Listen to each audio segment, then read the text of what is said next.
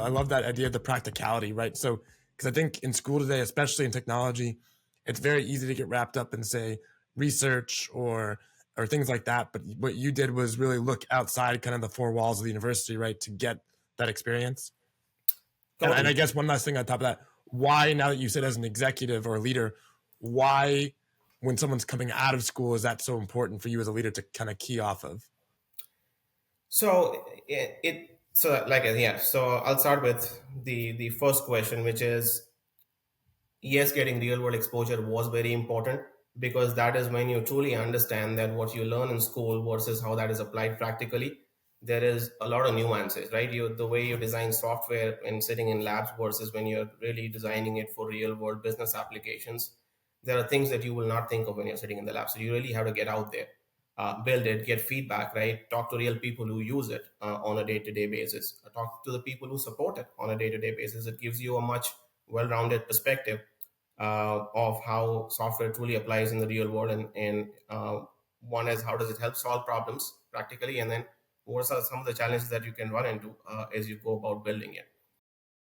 Can you talk a bit about that resilience? Because I think that's so crucial of, getting your first foot in the door, not pushing against the odds.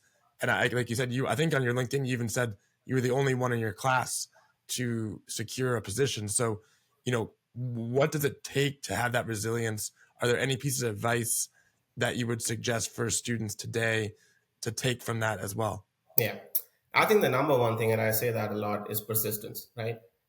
So having belief in your own abilities is obviously important, but persisting on that is more important. I think the biggest differentiator of success that I've learned throughout my career is only when you persist you're going to find success. You may be really good at something, you may be prepared, but the opportunities may not be out there, or they may not be so easy to find. I think you can guarantee success by having the right readiness and persisting to find the right opportunity. I think those are the two things that have really worked for me.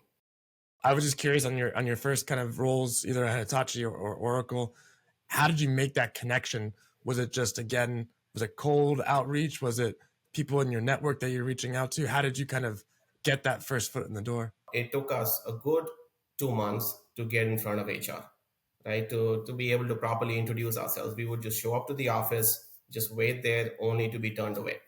At one point, I still remember my friend told me, "I don't know why we're doing this. I don't think they need us, man. We should just, go somewhere else." I'm like, I still believe we can, because the first call that I spoke to, I got the inkling that they really had a need, and I had a strong belief that we had something to offer.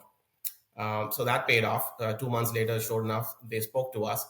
They gave us a challenge of, hey, here's an area that we really have a need. This is a technology that we were actually gifted by a partner that we cannot seem to figure out. And that is not a software language that I had learned in college. So I then went back to my dean, who was also my mentor. Like I said, I'm like, I think I've landed a great opportunity. I just don't know the tool. I need to learn the tool. Can you help me out? He gave me a PC, found me a software for that tool, gave me a lab, which where I spent 3 weeks. That's the amount of time I asked from them. It's like, give me some time to prepare, and I'll come back and tell you if I am up for the job.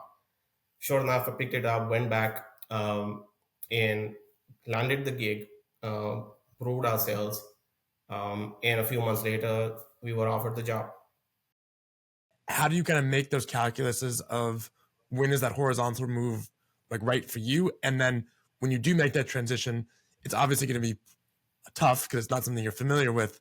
Again, what do you have any like resilience characteristics that you fall back on to kind of push your way through that kind of initial slump? Yeah. So it's important to recognize when you're slipping into a comfort zone, right? Comfort zone's not bad. I think the amount of time you spend in that zone determines whether it's how bad it can be, right? So I think it's important to recognize once you really get good at a job, you're going to be able to do it a lot easily, right? And the more you work, the more you realize that.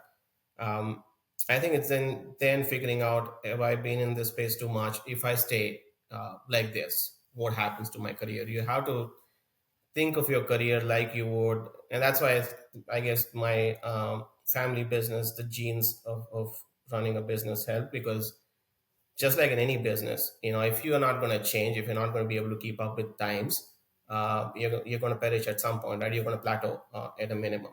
So, and that's been a conscious effort on my side to make sure that if anytime I get too comfortable doing something, I push myself. Now it's a difficult thing to do, right? Even after years and years of doing it, um, throwing yourself into the unknown, throwing yourself into something you have not done before, is hard, but that's the only way you're going to develop. That's the only way you're going to be able to push the boundaries and see how far you can go. Now, as you do that, there's going to be times when you realize, hey, I tried this was not for me, and that's okay, right?